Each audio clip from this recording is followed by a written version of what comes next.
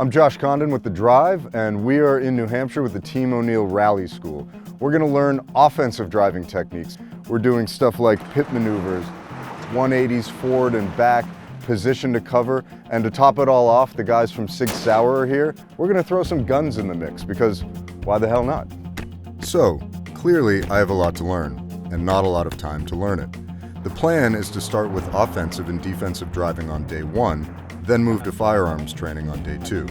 To cap it off, I'll try to put it all together with a fake mission combining both worlds, switching as best I can between advanced driving techniques and engaging close and long-range targets with live fire, with the goal of escaping a hostile environment. It's a lot to take in. What we're about to do is actually two skills that are linked together. The first one's called position to cover. You might have seen it when people kind of parallel park in one skid in between two cars. That's essentially what we're doing on one end, and then we're turning around and we're flipping the car 180 degrees going forward. Essentially, if you see something in front of you and you need to get the hell out of there as quickly as possible, you don't have time to stop and do a three-point turn. You need to go, flip the bitch basically, and get on your way. If you're in a bad situation, the worst thing you can do is stop while someone is potentially shooting at you. Start doing a three-point turn, whatever you might be doing. It's just not practical. You want to get in and out of these situations as quickly as possible. So a forward 180 is a reasonable option in that circumstance. And what you're going to do is let off the gas, get to a reasonable speed. You want to be doing 30-ish miles an hour. You're going to pull the handbrake aggressively. That's going to lock the rear tires, and then you're going to turn. And what will happen is the car will start to rotate around. Once it gets to 90 degrees or better, you're probably all right at that point. Put the handbrake back, put it into first gear, and drive back out of there. Hopefully you can do it within the confines of a two-lane road, is really what we're looking for. So I'll show you what it looks like here. You're driving along, for whatever reason, you decide, bad things up ahead, let's get out of here. Handbrake, turn, first gear, and drive out of there. And you can tell immediately, okay, that was pretty low speed, but it's a hell of a lot faster than doing a three-point turn. And this one, I'm gonna stay to the right side coming into this, okay. But this would be your handbrake, turn in. And then you're counter steering? Yeah, I'm counter steering with one hand, and I'm getting to the angle I want, and then I'm using the foot brake to stop me here. Okay. You know, so as if this was the parallel parking spot I want to end up in. That's a lot to take in. And then same thing, this is the forward 180. Handbrake, turn in, first gear and go. Got that down, let's try this. I let it rotate too much, I got a foot brake sooner. This one I got a handbrake turn, put the handbrake down and foot brake. I put the handbrake down when I got to the angle I wanted before and just you were foot braking. Gotcha. Yeah.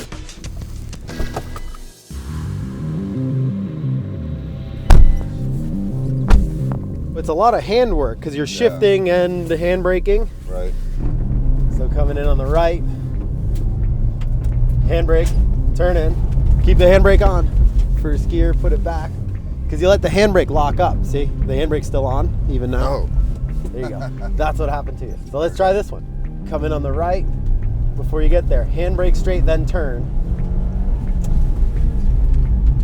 Then foot brake to a stop.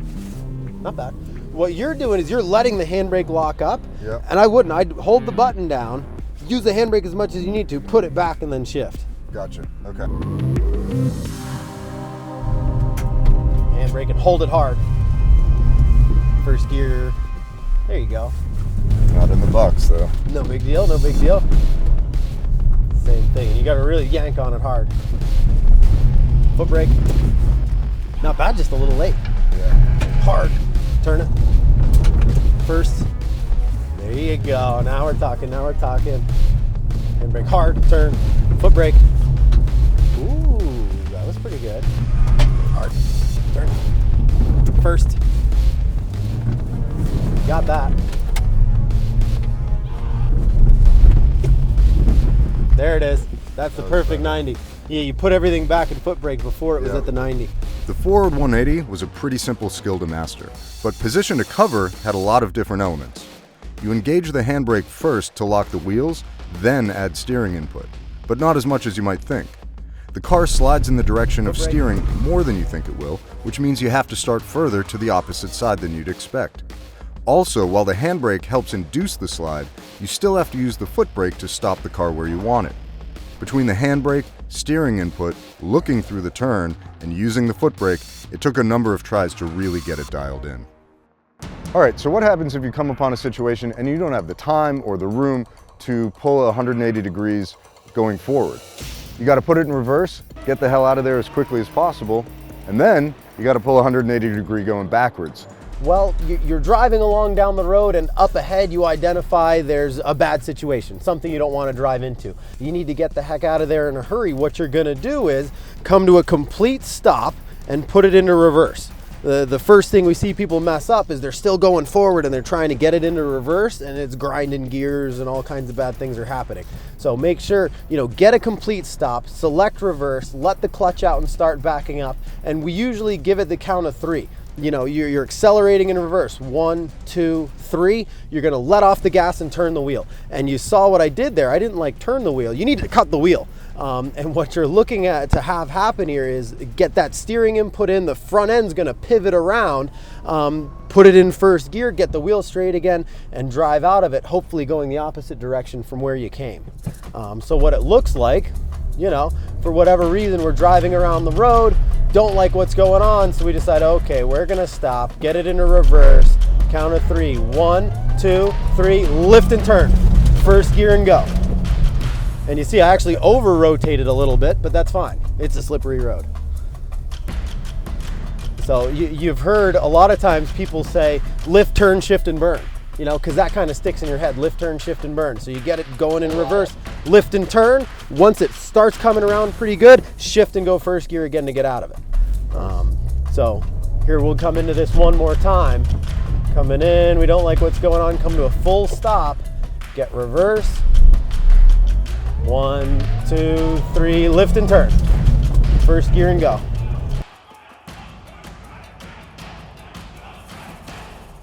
So yeah, you're driving along, you took a turn down the wrong road, there's some big protest in front of you. Reverse, get it moving. 1, 2, 3, lift and turn. Shift and go. So you can do the shift sooner. Once it starts coming around, it's coming around. Right. Come up, you don't like what's in front of you, come to a stop, wave goodbye. 1, 2, 3, lift and turn, shift, go. You're right there, yeah.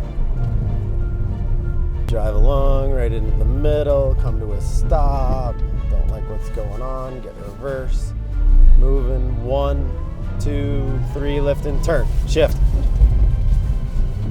There you go, there you go. I don't think there's anything you can do in a car with a higher wow factor to effort ratio than a J-turn. Reverse 180s really are dead simple. Get some speed going backwards, simultaneously pop off the gas and crank the wheel, and the car does the rest.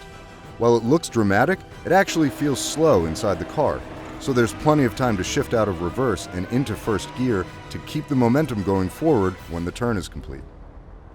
All right, so what we're gonna be doing here is some high-speed backing.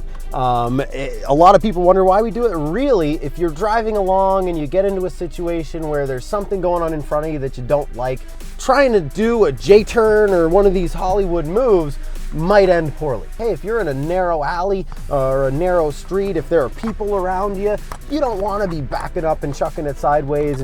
So most of the time, put it in reverse and actually drive for a ways in reverse, because you're just getting distance between yourself and a potential threat. What you're gonna find is driving backwards in a car can be pretty challenging. One is visibility. You can look over your shoulder. Okay, you're in a Ford Fiesta, the rear window's about this big. So we'll deal with that as you need to, but certainly looking over your shoulder is a good option. In a front wheel drive car, when you're going backwards, it's rear wheel drive with rear steering, which is very, very unstable. So you're gonna find immediately when you start backing up, if you're driving aggressively in this thing, it's gonna wanna spin around and the nose is gonna end up in front of you again, and you can get yourself into trouble that way. I'll just do it once, kind of with a combination of using the mirrors where it makes sense to, just so I can look over my shoulder if I need it.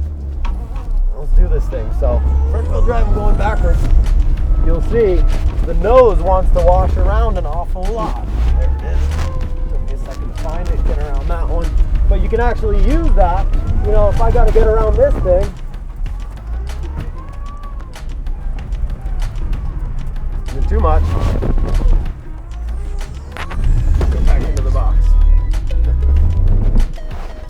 Nice. Give it a try. High-speed driving in reverse is possibly the least sexy but most useful of these techniques, and it's more than a little disorienting. The front-engine, front-wheel drive Fiesta became a rear-engine, rear-wheel drive vehicle with rear steering, so the car constantly felt off balance, and what seemed like small inputs had massive effects. Plus, you're steering from what has essentially become the back seat, so visibility is hard to come by. You're constantly flopping around from side to side and switching from using the mirrors to looking out the windows. I got the hang of it after a while, but it never felt natural. All right, this one is going to be one of my absolute favorites. This is a pit maneuver. You may have seen this in a Bourne movie or on Cops for that matter. Essentially, you got a car in front of you, you want that guy won't stop, you need him to stop, you're going to help him along. Pull your car up alongside, you make contact in the rear, and you basically spin them out. And we're using these old Crown Vics. These things are bumpered up, they can take abuse, but apparently from what I've been told, if you do it right, it's actually kind of a mellow thing, but we'll find out. Driving along down the road, for whatever reason, we decided to take this joker out. We're gonna pull up next to him up yonder, match speeds, match bumpers, turn in and drive through. And we gone. So you see, there wasn't a big impact when we hit. Right. You know, that's what you're kind of trying to avoid. So it's not like make contact and drive through in one motion. It's really make you're Yeah. trying to do it as quickly as possible, but it's Quick, two but discrete yeah, motions. you make contact once you know you're good. Drive through.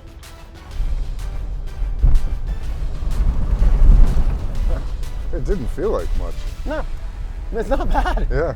It's really easy. All right, my turn. It felt weird, the idea that I was purposefully going to go hit another car, but I figured I'd get used to it. This thing rear wheel drive, it's gonna take a second to get up to speed. Use left foot braking, match speeds, make contact, drive through.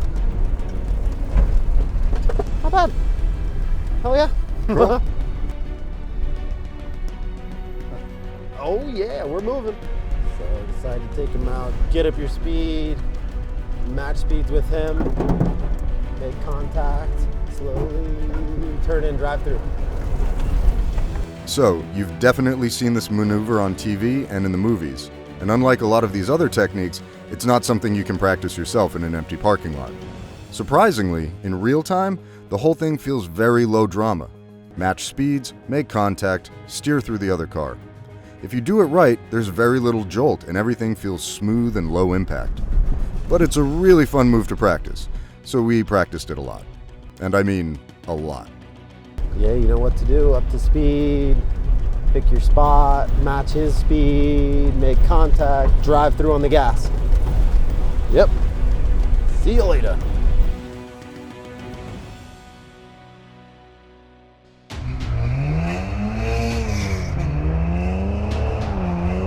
After a long day of practicing separate techniques, we decided to blow off some steam and put my new skills to the test with a car chase through Team O'Neill's sprawling mountain course. Wyatt hopped in the BMW E30 and I gave chase in the Fiesta, trying to match his car control maneuvers and not put the hatchback into a ditch or a tree. I'm pretty sure Wyatt could have walked away from me at any time, but he kept the chase interesting. Maybe he was just being polite, or maybe he realized that, first thing the next morning, a large and incredibly well-armed man was going to hand me a whole bunch of guns. Yep, the chief instructor for Firearms giant Sig Sauer was coming by to give me a one-on-one tutorial on handguns and assault rifles.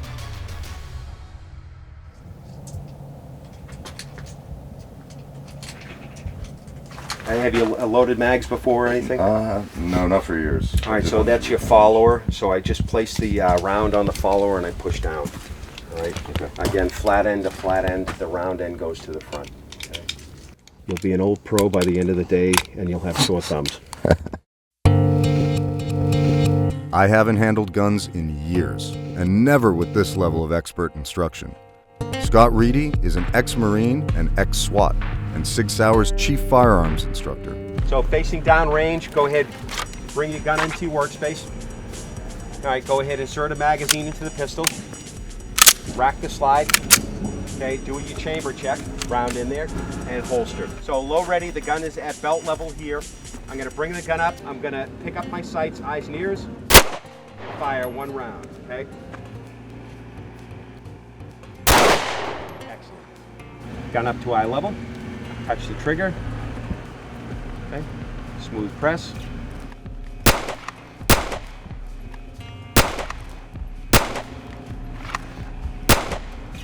Okay.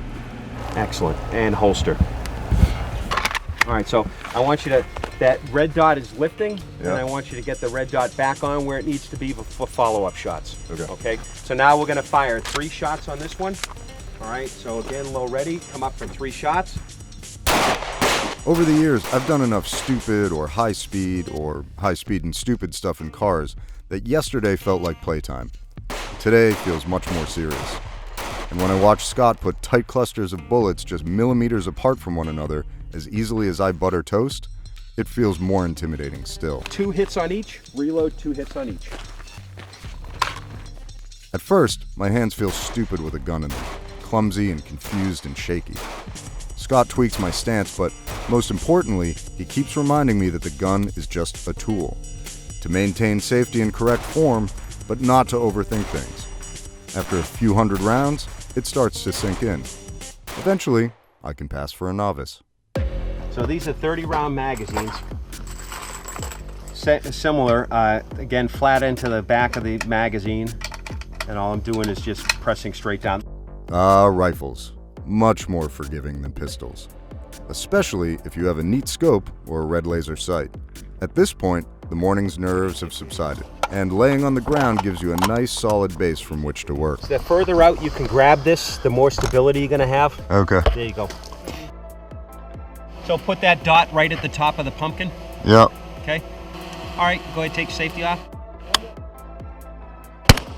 Nice, dead center on that. Plus, my first shot with the scope rifle was dead center from about 45 yards, so that felt good. Give me another hit on that big one. Nice. All right, give me 1 hit each on both pumpkins. Good, small one right above it. Excellent. Good, safety on. And magazine out. 3 shots to the chest, eyes and ears. So come up and engage. Again, come up and engage for 3 rounds. One more time. So again, I can pick up that speed, and that aggressive stance really helps me with the recoil. Gotcha. The assault rifle is much easier to handle than the pistol. The tricky part came when I had to switch from the rifle back to the handgun. All the necessary adjustments got log-jammed in my brain, and working with live rounds, I always had the nagging thought in the back of my mind that I didn't want to, kill someone by accident. You can see how slow and methodical I am through the transition. But by the end of the very crash course, handling every weapon at least felt natural, and I was hitting the close-range targets basically where I wanted to. For the time I've had to get ready, I'm as ready as I'm going to be for the final test. Here's the test. Team O'Neill and Sig Sauer set this up to incorporate most of what I've spent the last 2 days practicing. I have to make a high-speed cornering entrance into a closed-off firing range, bust through a wall of boxes, and slide into position to cover between 2 barriers. When I'm in position, I'll engage a target outside the passenger side window with the 9mm. At that point, I'll ditch the pistol, exit the car, grab the assault rifle from the back seat, and engage 2 targets over the hood of the car. When that gun runs out of ammunition, I'll ditch it for the scoped rifle, move to the back of the vehicle, and take out the target 45 yards downrange. And when that gun runs out of ammo, I'll make my escape, jumping into an available Subaru, pulling a J-turn, and getting the hell out of there. Sounds easy enough, right?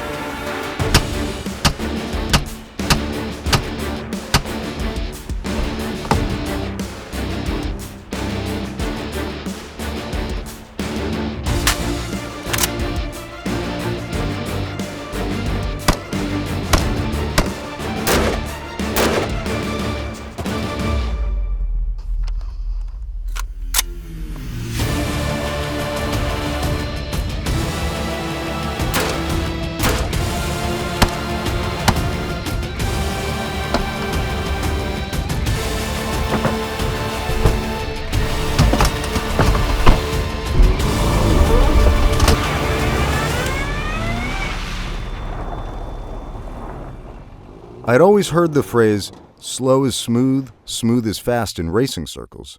I didn't realize it's practically a mantra in the shooting world, too.